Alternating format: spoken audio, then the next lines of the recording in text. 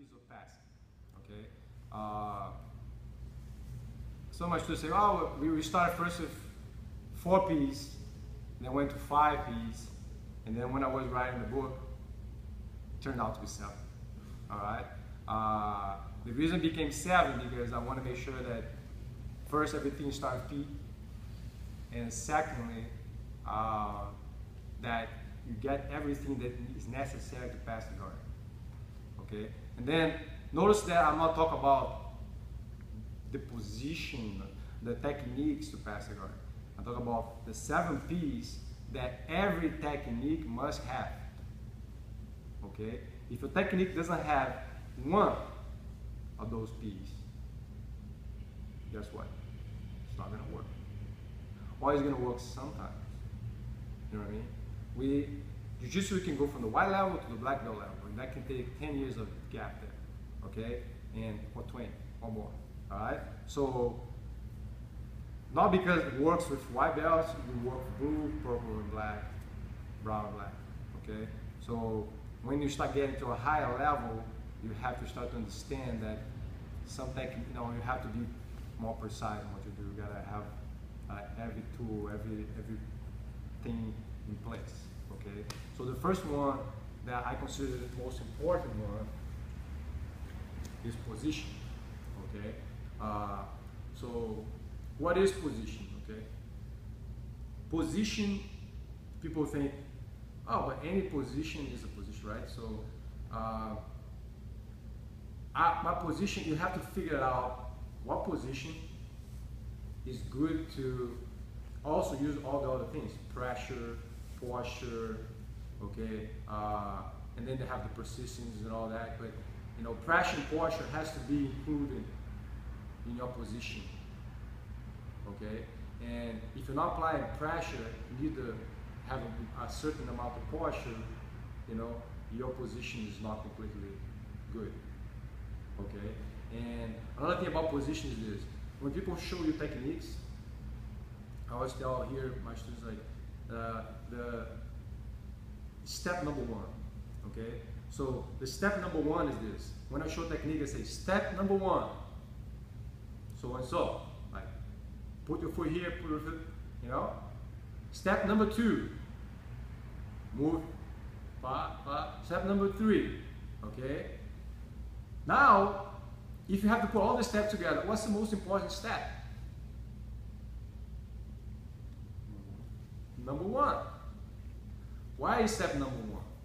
Because without step number 1, there's no step number 2. Alright? So, step number 1 is the position. So, what is your step number 1, what you want? Okay? If you don't know there, and if you're not there, you should not even start step number 2. People try to go straight to step number 2 and 3. Oh, you see an opportunity, go bang! But it's much easier to go look for what? Step number 1. So first of all, step number 1 is less threatening. Okay?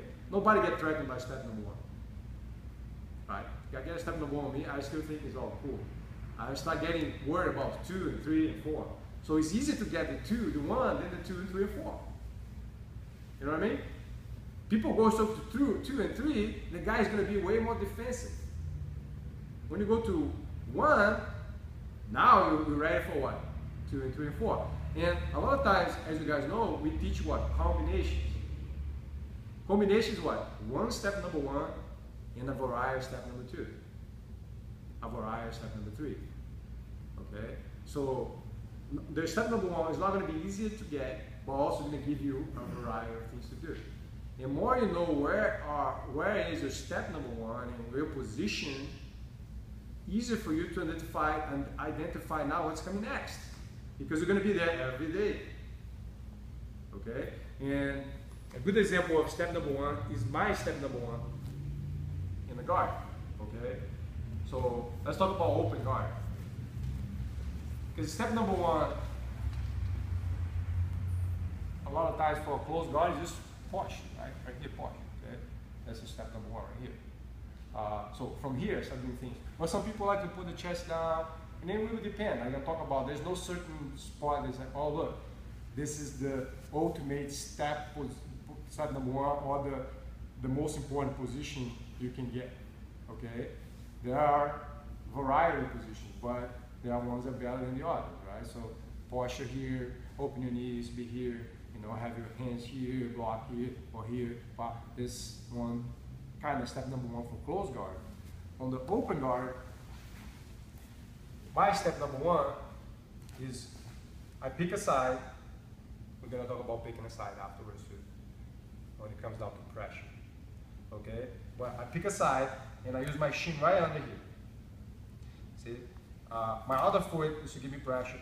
My body is right above his body, okay? I'm using this to keep his neck from moving too far, all right? This hand can be here, or can be moving the leg around, can be free. And then I can go, oh, that's my step number two now. Or that's my step number two. Or, you know, they gotta bring the leg up a little bit here. That's my step number two, okay? I'm ready for a bunch of steps number two here. Understand? But why I'm talking about also jumping to the pressure and the posture, because I'm not like this. Okay? We gotta have a certain posture.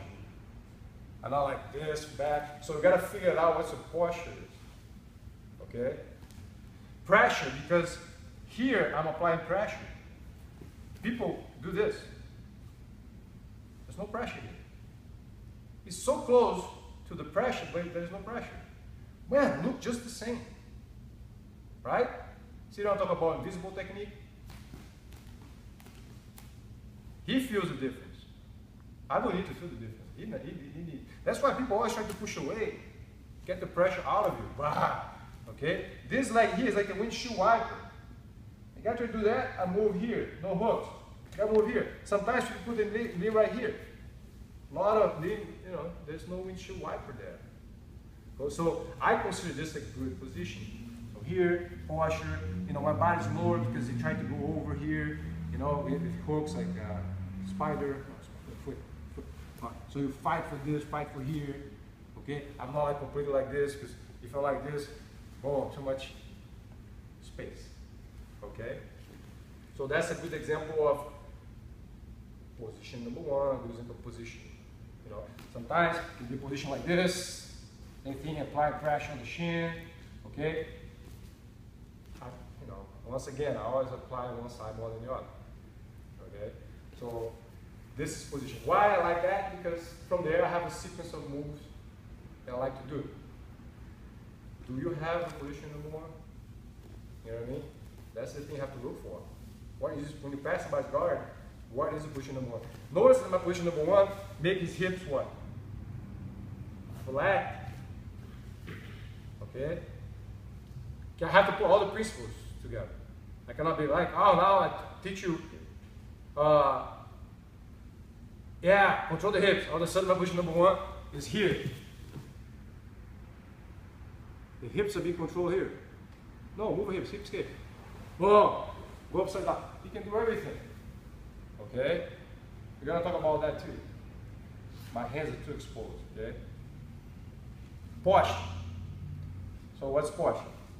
If you know, my head is here, you know, my head is usually underneath my butt, like same line or under my butt, I don't have a good posture, okay? Because you gotta realize your head is it's the heaviest part of your body, all right? So whenever your head is gonna turn, you know, you have to be very careful, okay? One of the things that